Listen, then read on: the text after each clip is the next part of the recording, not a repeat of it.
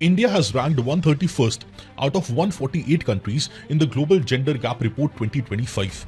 India has slipped 2 points from the last year, and in the year 2024, India ranked 129th, and now it is ranking 131st with a cumulative score of 64.1%.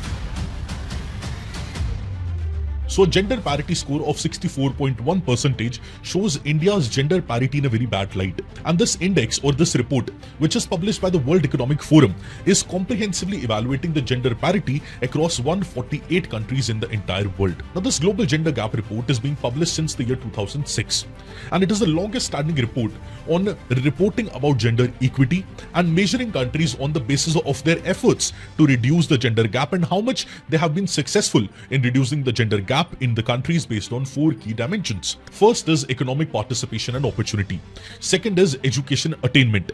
Third is health and survival. And fourth is political empowerment. So in these 4 dimensions, a country's gender parity success and a country's gender parity efforts are judged in this particular report. Out of 148 countries in the whole world, India is ranked at 131st place. Now this ranking is very, very low, and it definitely indicates one thing, that in relation to closing down the gender gaps between male and female in the country, India has a lot to do. By the way, several of our neighbors like Bangladesh, Bhutan, Nepal, Sri Lanka, they have done a lot better than India. And Bangladesh has constructively done a lot better by reaching to 24th position in the entire world. So in the Global Gender Gap Index, Bangladesh is number 24, which means it has done quite a lot to reduce the gender gap in the country. While India, 131 position, which is abysmally very, very low. Now, why India's ranking is low? Why gender gap in India is widening rather than shortening? And what are the key issues and solutions in this regard? And what is the government doing in order to ensure that the gender gap is reduced? All these things we'll be trying to understand in this particular session. Hello, my name is Preetpal Singh and you're watching Perspective.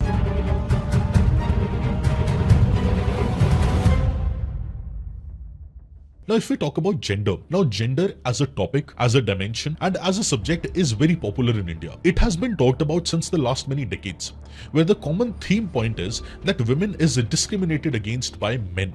So which means there is sun meta preference, there is more proximity, there is more prominency which is given to male, there are more prominency, more opportunities available for men as compared to women, and which is why there is a gender gap. Now gender gap is in favor of male and is against female. That is the entire debate, the gender gap which exists in our country and is very wide between male and females, where male get all the opportunities, get all the benefits, get all the good things, and female they have to struggle, they are discriminated against, they don't get the opportunities, and they are exploited and discriminated against. That is the debate. Now if we talk about this gender gap index, it gives a ranking to a country based on 4 parameters. One is economic participation of women in the country. Second is education attainment of women in the country.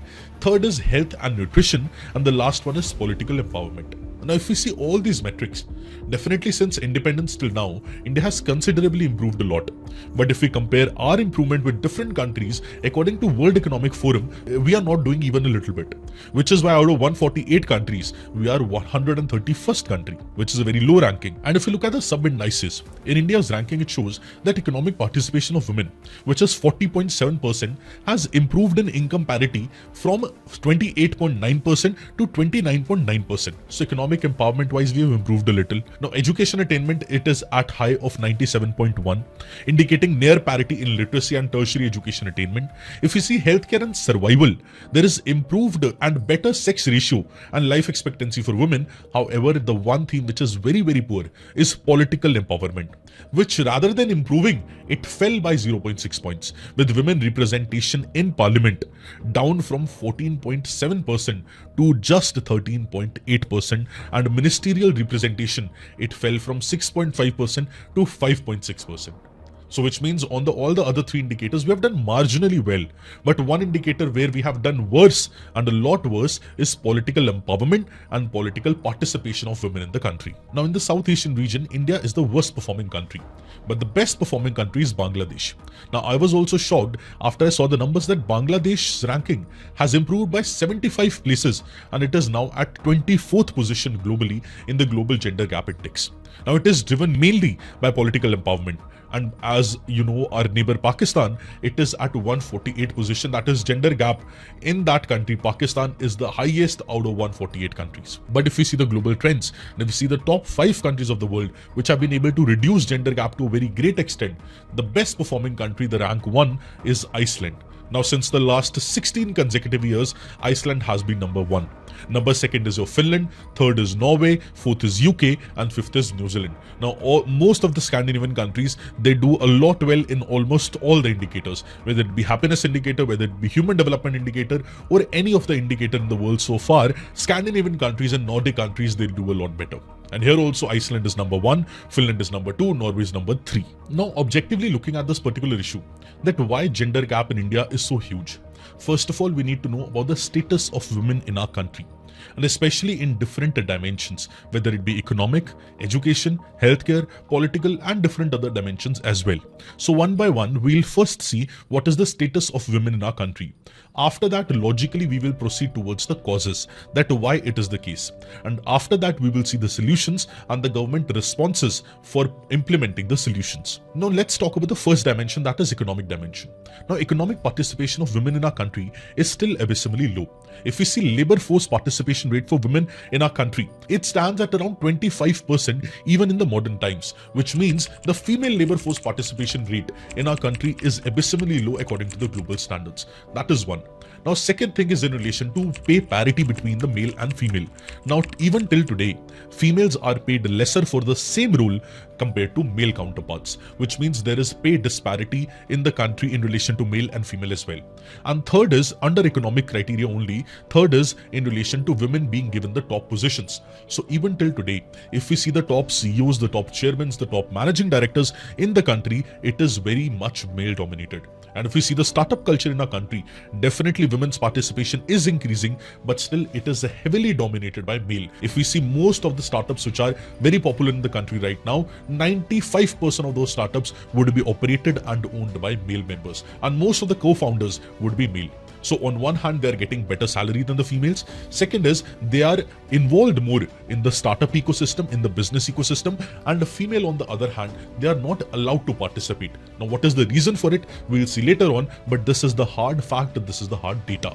So that is one, economic participation of women in India still is very, very low. Now, second is if we talk about literacy and education.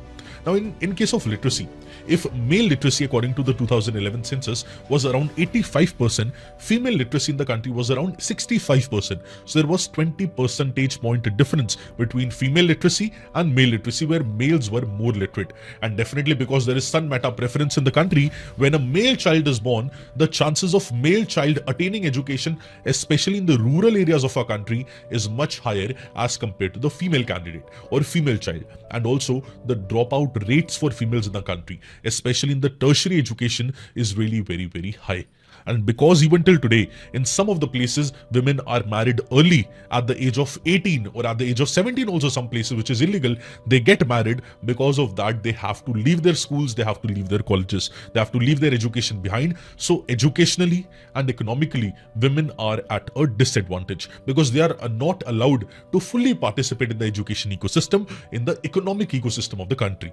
Now, if we talk about the third parameter, which is healthcare and social indicator to give a broad extent, if we see the sex ratio of females in our country, in the latest National Family Health Survey, the sex ratio overall for our country has improved for 1020 female per 1000 males. But if we see the sex ratio at birth, it is still 929 females per 1000 males, which is still indicating continued sex selection at birth. And even till today, the son meta preference, where even people in urban areas preferring a male child as compared to a female child, that is also one very prominent factor, this sex ratio of our country becoming poorer.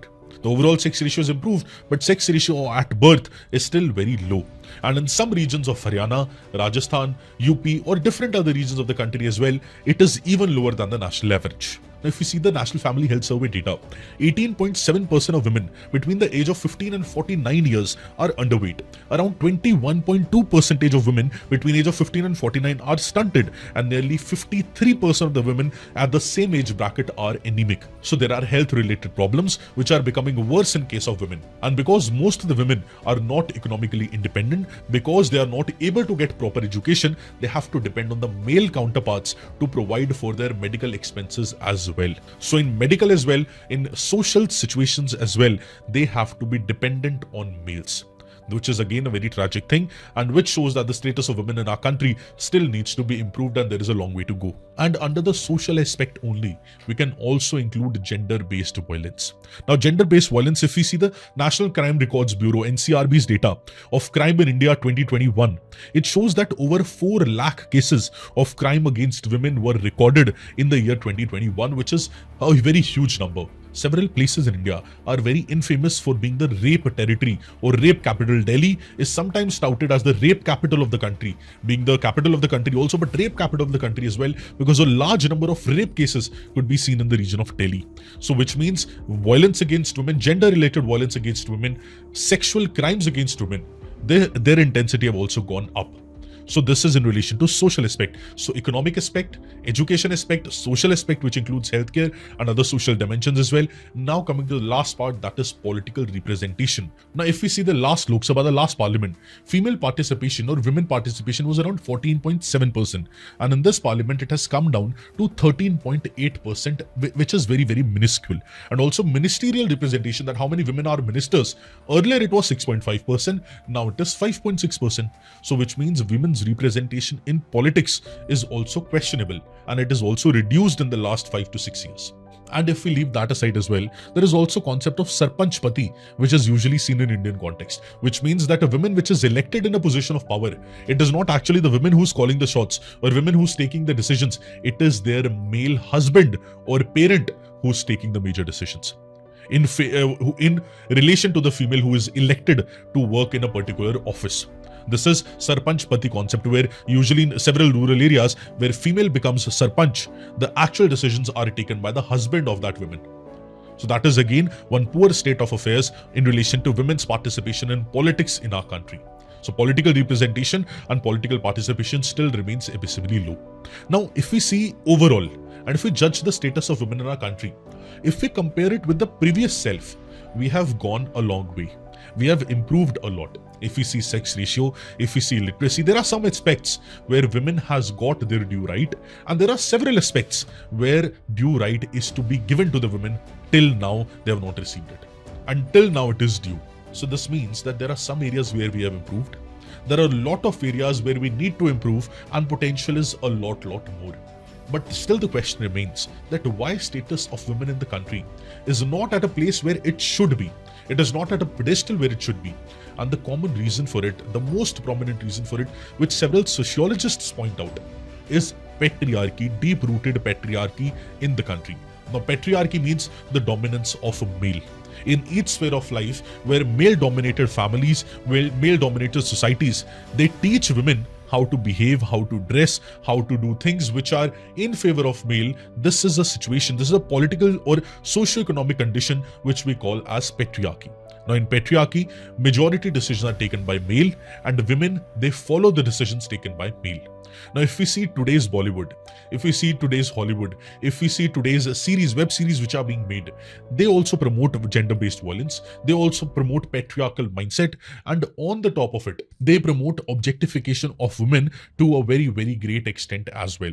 And if you open the social media websites today, Instagram, YouTube, and different other social media websites as well, it is very evident, it is quite evident that objectification of women is being done at a very large scale, and the different social media sites also are using it to gain public traction, to gain user engagement, and giving them employment. So first is patriarchal mindset, patriarchy deep-rooted in Indian society.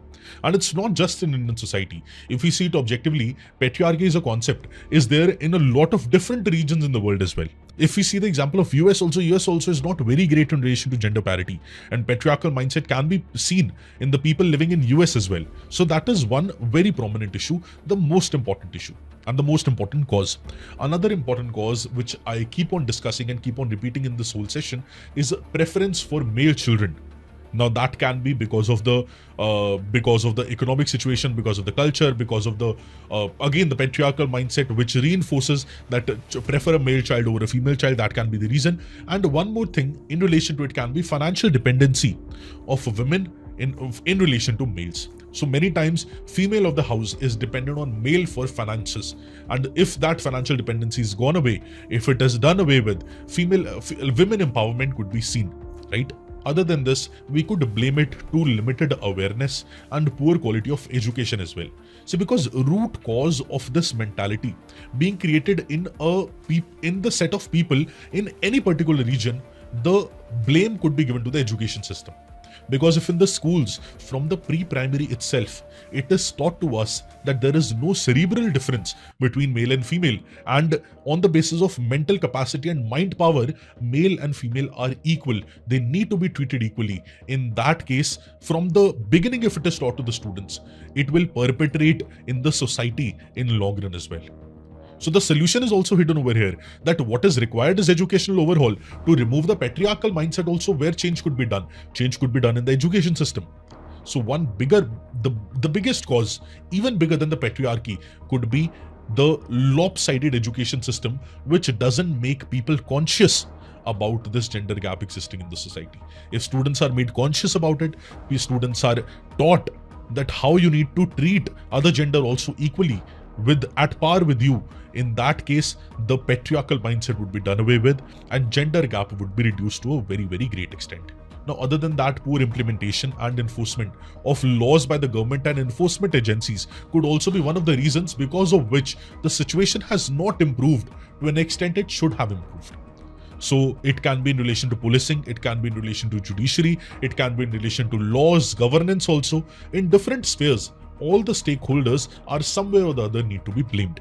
People need to be blamed, system needs to be blamed, and the entire ecosystem, the different stakeholders in that ecosystem also needs to be blamed for such a sorry state of women and female in the country. And as I've told you, the solution to the same is lying in the causes itself. If we solve the causes, we'll be able to reach to a very great solution. So what is the solution? You change the patriarchal mindset. How do you change the patriarchal mindset? You change the education system. You include gender inclusiveness in the education system. You include gender consciousness in the education system.